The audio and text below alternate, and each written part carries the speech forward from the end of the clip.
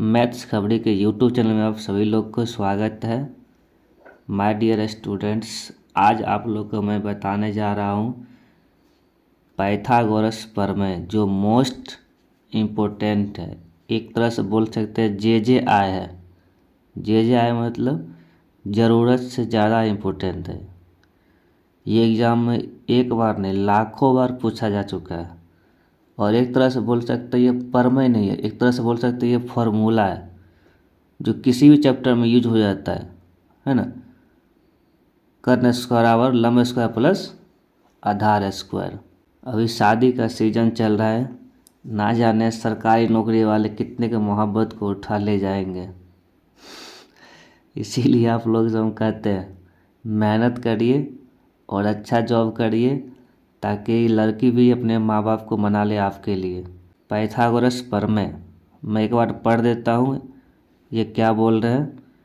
एक समकोण त्रिभुज में कर्ण पर का वर्ग अन्य दो भुजाओं पर के वर्गों के योग के बराबर होता है। कहने का मतलब ये हो गया, एक समकोण त्रिभुज दे दिया और हमसे बोल रहा है कि सिद्ध करिए कर्ण का स्क्वायर और उसके अन्य दो भुजा। तो उसके अन्य दो भुजा कौन बचेगा? लंब और आधार है ना, क्योंकि समकोण त्रिभुज में कर्ण होता है, लंब होता है और आधार होता है। तो कर्ण का स्क्वायर और उसके अन्य दो भुजा, तो अन्य दो भुजा कौन बचेगा? लंब और आधार। तो लंब और आधार के वर्ग के स्क्वायर का क्या होता है?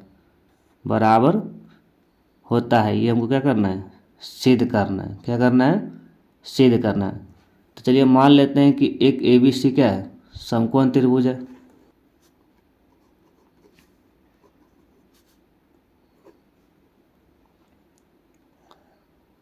मान लिए ABC क्या है?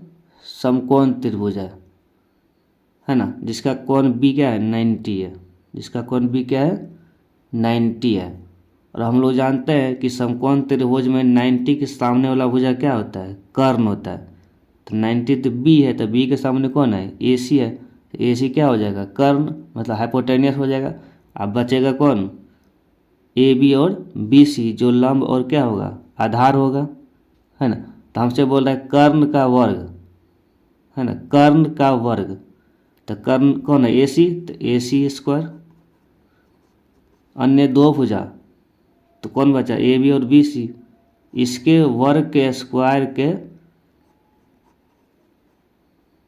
इसके वर्ग के स्क्वायर के योग के बराबर होता है। मतलब हमको ये सिद्ध करना है, कर्ण स्क्वायर बराबर लंब स्क्वायर प्लस आधार स्क्वायर। ये हमको सिद्ध करना है। मतलब समकोण त्रिभुज दे दिया है और हमसे बोल रहा है कि इसके कर्ण का स्क्वायर, इसके लंब का स्क्वायर और इसके आधार के स्क्वायर का योग का क्या होता है? बराबर होता है। ये हमको सिद्ध करना है ना।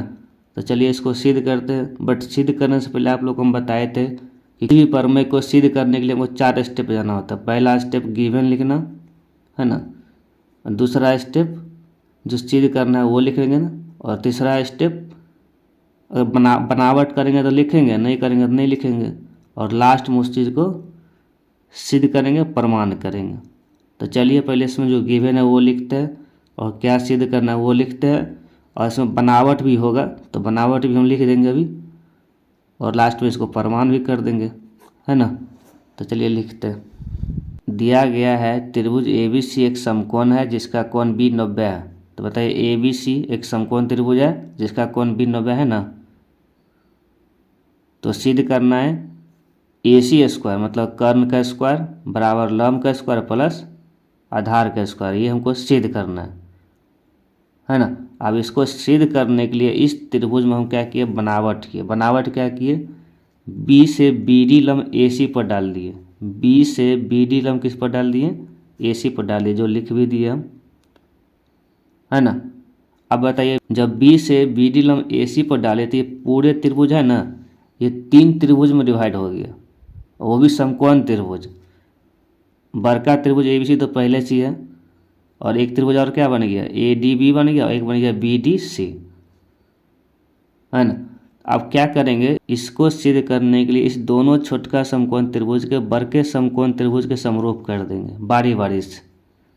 तो पहले समरूप करते हैं समकोण त्रिभुज ADB को ABC के, और फिर समरूप कर देंगे समकोण त्रिभुज BDC को ABC के। मतलब दोनों छोटका को बड़का के समरूप करेंगे, है ना।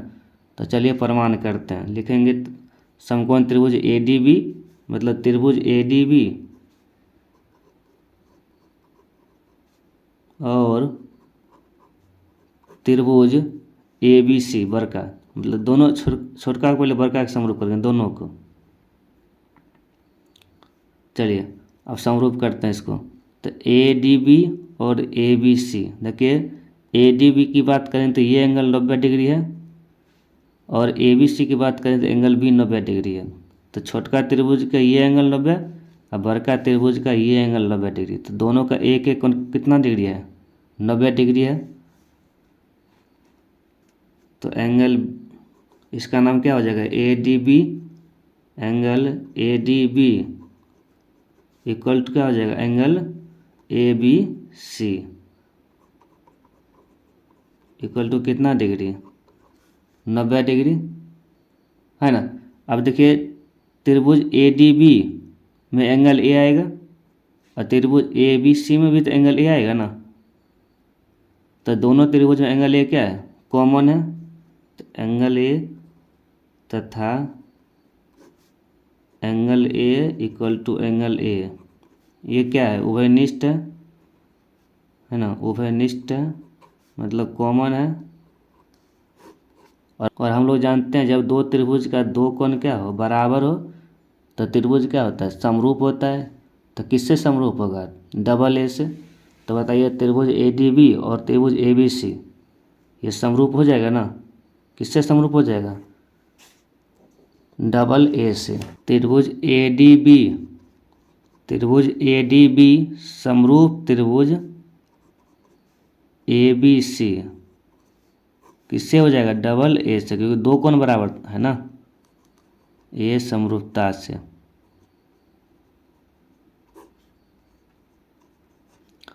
और हम लोग जानते हैं कि अगर दो त्रिभुज समरूप होता है तो उसके सभी संगत कोण बराबर और सभी संगत भुजा का अनुपात बराबर। तो ये दोनों त्रिभुज समरूप है तो इसके संगत कोण को हमको कोई ज़रूरत नहीं है, तो संगत भुजा का अनुपात बराबर कर देंगे।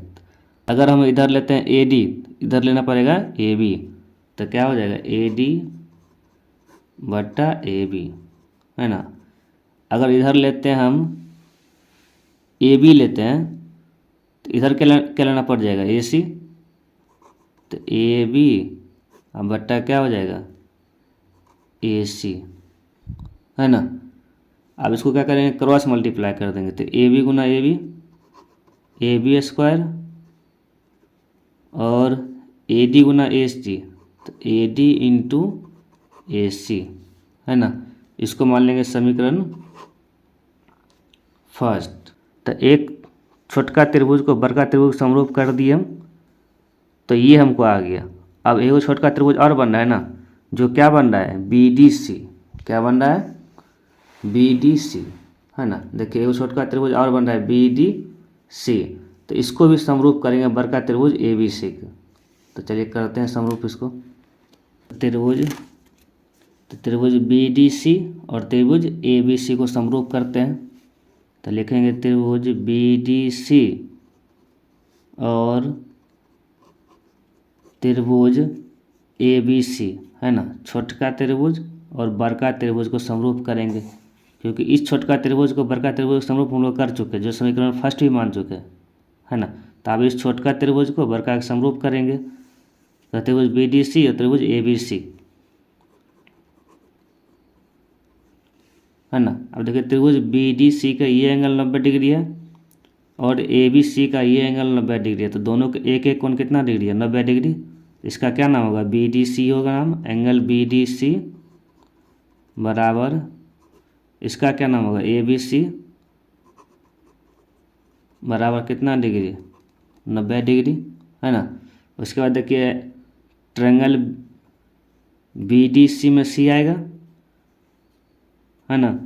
त्रिभुज BDC में C आएगा और त्रिभुज ABC में भी तो C आएगा ना।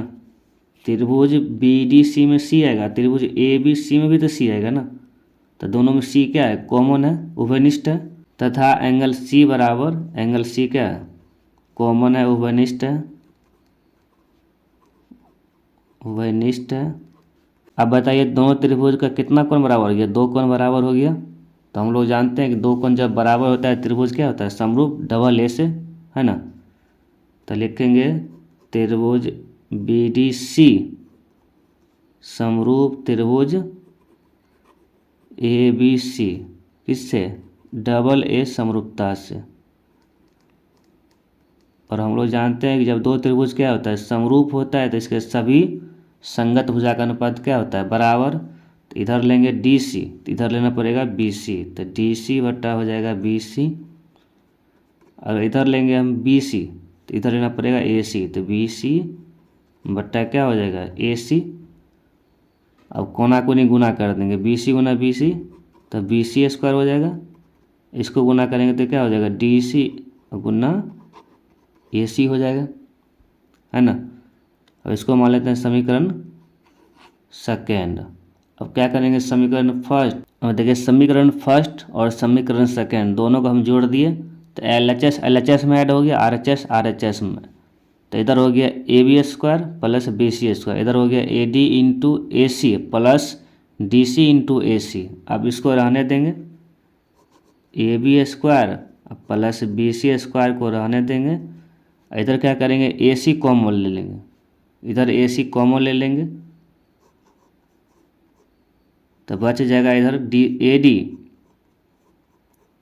प्लस DC, है ना, DC बच जाएगा,